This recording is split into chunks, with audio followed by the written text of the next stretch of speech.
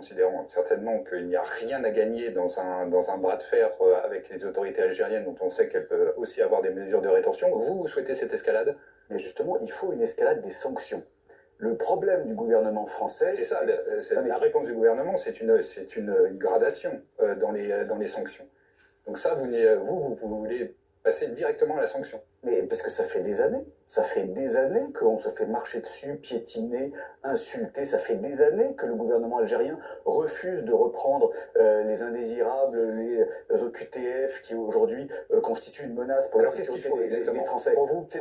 C'est très simple. Déjà, plus un seul centime pour le gouvernement algérien. C'est-à-dire que l'aide publique au développement qui constitue le pactole payé par le contribuable français, 140 millions d'euros quand même, 140 millions d'euros que nous versons chaque année à l'Algérie, tout ça, il faut le suspendre. Ensuite, plus aucun visa. Il n'y a jamais eu de mesure de rétorsion ferme. Alors il y a eu une baisse du nombre de visas qui a été expérimenté. Oui, mais ça n'a pas fonctionné. Qui était symbolique. Il faut véritablement couper les visas. Il faut aussi suspendre les transferts. Bien sûr, mais bien évidemment. Mais le gouvernement algérien tient énormément sur ces visas. Et vous verrez que si on coupe l'argent public que nous octroyons, si on coupe les transferts financiers, si on coupe les visas... Les transferts financiers, c'est interdit par le droit européen.